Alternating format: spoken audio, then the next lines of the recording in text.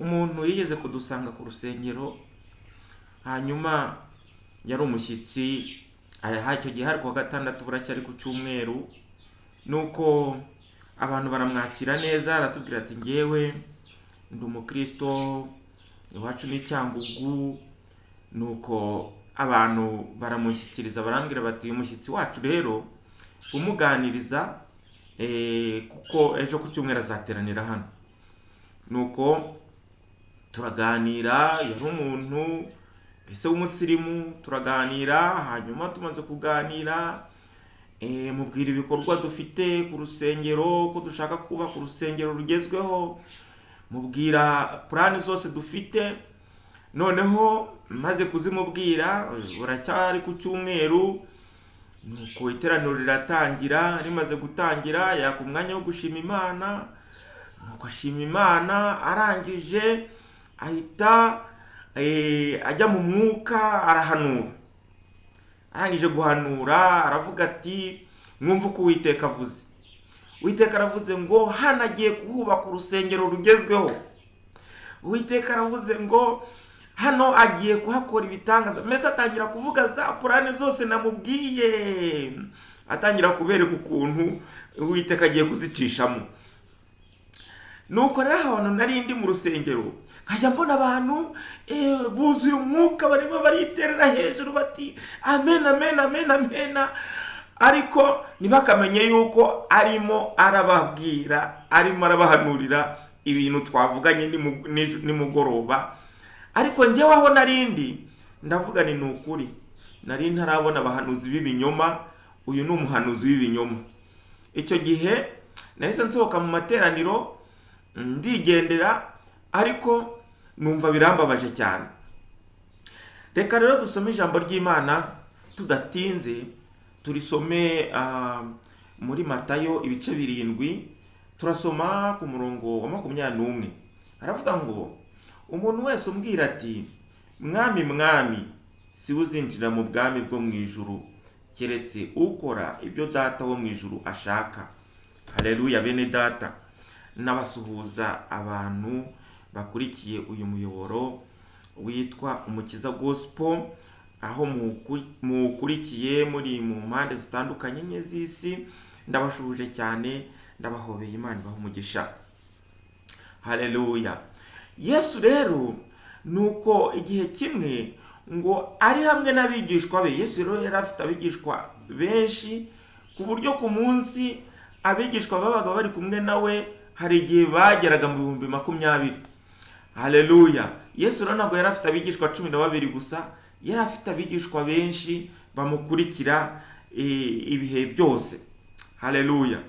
Nuko arababwira ati abantu bavuga ngo mwami mwami. Haleluya. Umuntu wese umbwira ngo mwami mwami, ntabwo byerekana yuko ari uzinjira mu bwami bwo mu ijuru. Imana ishimwe. Arababwira ati umuntu ukora ibyo data ashaka wo mu ijuru niwe uzinjira mu bwami bwo mu ijuru. Imana ibaho umugisha. Abantu benshi rero iri zina rya Yesu Kristo kurivuga bagiye barikuramo inyungu nyinshi.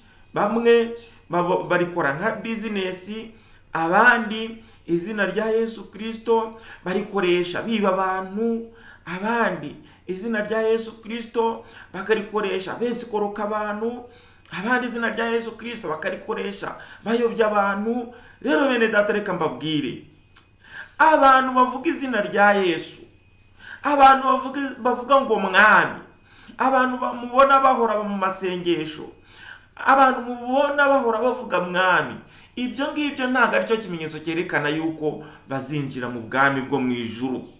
Kereka gusa abakora ibyo data wo mu ijuru ashaka. Yesu rero avuga aya magambo yari yabanje kubwira abigishwa be, arababwira ati nukuri mwirinde abahanuzi b'ibinyoma. Atariko ikintu kizaba babwira abo bantu, nubwo bazaza bavuga Yesu, nubwo bazaza bavuga ngo mwami, ikizaba babwira ni imbuto zabo. Imana idufashe.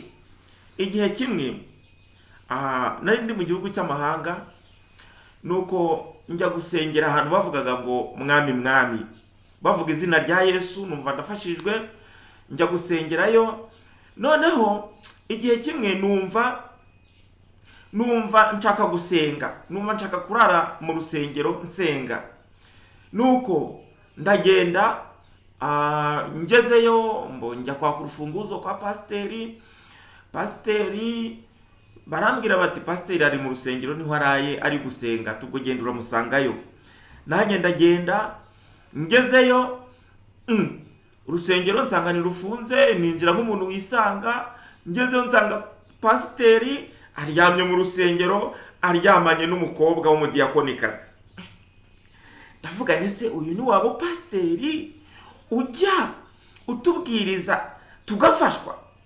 Ariko sinabiha agaciro cyane, mbereka ko ariko mu by'ukuri numva umwuka w'Imana, haleluya, numva umwuka w'Imana arimo arambwira ati ibintu nk'abiriya uzabyirinde, Imana itugirire neza. Ntabwo bivuga rero ngo abavuga ngo mwami mwami aribo bazinjira mu bwami bwo mu ijuru.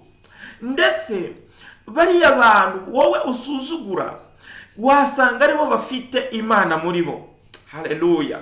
Bariya bantu basuzuguritse wasanga aribo bafite Imana muri bo. Haleluya. Ndibuka igihe kimwe turi gusenga, twarasengaga, hanyuma baza kutuzanira umurwayi. Baje kutuzanira umurwayi kubera ko ahantu twasengeraga rwari urusengero rukiyubaka, twarubatse urusengero rw'amatafari ya rukarakara. Mbese ariko mu mujyi twari turimo wari umujyi usa nkaho wiyubashye, harimo insengero nziza z'ibitabashwa. Nuko abantu barabarangira bati aha naha hari abantu basenga kandi basengera uyu murwayi agakira. Nuko umurwayi bamupakiza kuri moto, bamaze kumupakiza baramuzana. Bamaze kumuzana bageze mu uwo mujyi babona insengero nziza, bati ahantu basengera abarwayi bagakira, ati buriya ni muri uriya rusengero rwiza. Nuko abagenda bageze ku rwo rusengero rwiza, bati reka dati isaha ngaha. Barongera baragenda bashakisha urwo rusengero, biza kubatangaza kuba bageze ku rusengero rw'amatafari ya rukarakara ndetse atanateye n'umucanga. Nuko baravuga bati ahantu basengera umuntu agakira. Nuko umurwayi baramuzana, turamusengera arakira. Batanga ubuhamya bati nukuri ntabwo twari tuzi yuko Imana ishobora kubona mu rusengero rwa rukarakara. Haleluya. Buriya rero reka mbabwire, abavuga ngo mwami mwami bose siko burya baba bafite umutima usukuye. Abavuga ngo mwami mwami ntago ari bo bazinjira mu bwami bw'Imana. Ndetse Yesu aravuga ngo hari abo nzabwira ngo mumve imbere mwabivume mwe, baza bambwira ngo mwami ngo ntago twahanuraga mu izina ryawe. Abandi bambwira ngo mwami ngo ntago twirukanaga abadayimoni mu izina ryawe. Ariko nzababwira ngo njyewe sinigeze kubamenya, mumve imbere mwabivume mwe. Batabwe aho barira bagahekenya amenyo. Imana idufashe cyane. Bene data mube maso. Abaza bababwira ngo twebwe turakijijwe, abaza bababwira ngo twebwe turi abakozi b'Imana, reka mbabwire itorero ry'Imana riri mu ibanga. Haleluya. Imana ishimwe. Gusa kizakubwira umukozi w'Imana nuko uzaba wamubonyeho imbuto zikwiriye abihanye. Haleluya. Wamubonyeho imbuto z'umwuka wera, wamubonyeho gukiranuka, wamubonyeho gukunda Imana n'abera, wamubonyeho haleluya ubugwaneza, wamubonyeho kutirema ibice, wamubonyeho kudasambana, wamubonyeho kutavuga amagambo y'amanjwe, wamubonyeho ubwiza bw'Imana. Haleluya. Imana ishimwe kandi Imana ihabwe icyubahiro. Rero abavuga ngo mwami mwami ntago aribo bazinjira mu bwami bw'Imana. Bene data muteze amatwi iri jambo ry'Imana. Haleluya. Reka mbabaze, ese murumva muzinjira mu bwami bw'Imana? Ese murumva mwifuza kuzabana na Yesu mu ijuru? Reka mbabwire, nimwire imbuto zikwiriye abihanye. Haleluya. Nimuve mu bibi mukurikire Yesu. Nimuve mu bibi, haleluya, mukora ibyiza. Mwigana Imana bakundwa bene data. mwigana Imana kandi mukorera Imana nk'abantu bazabana nayo. Haleluya. Iby'isi byo kubashuka, iby'isi byo gutuma muta inzira, ahubwo haleluya mutumbire Yesu. Yesu Umwami uyu munsi arakubwira ngo ngwino, haleluya, maze ubane nawe. Imana iguha umugisha. Rero ntibagirwe gukanda subscribe kugira ngo turusheho gukomeza kubaka ubwami bw'Imana. Haleluya. Kugira ngo haleluya iki kiganiro abantu bazarushaho kucyumva ari benshi, kandi nawe ibiganiro bizajya bikugeraho mu buryo bworoshye. Haleluya.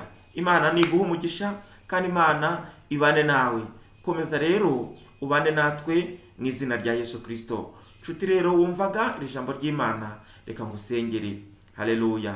Fatanya nanjye maze wicishe bugufi dusenga Imana. Uwiteka Mana ishobora byose, urakiranuka kandi urera. Turagushimiye uyu mwanya uduhaye wo kumva rino jambo. Ijambo ryawe riratubwiye ngo abavuga ngo mwami mwami sibo bazinjira mu bwami bw'ijuru, kereka abakora ibyo Data wo mu ijuru ashaka. Uwiteka Mana ishobora byose, nukuri nukuri mwami wacu, twebwe turabana b'abantu, turabajyanege nkeya, ndetse nta nubwo twanamenya uvuga ukuri uwo ari we, ariko uduhishuriye yuko tuzababwirwa n'imirimo bakora. Uwiteka Mana ishobora byose, ndakwinginze haleluya, uduhe gukora imirimo myiza, uduhe kugendana nawe twicisha bugufi, uduhe haleluya kubana n'abantu bose amahoro, kandi uduhe kwezwa. Ndetse mwami wacu, umuntu wese wumvise iri jambo, umuhe mwami wanjye kugira imbaraga zo gukora ibitunganye, ndetse no kumvira Umwuka Wera, no gukora ibyo Data wo mu ijuru ashaka. Ibyo ngibyo tubisabye twizeye mu izina rya Yesu Kristo. Amen.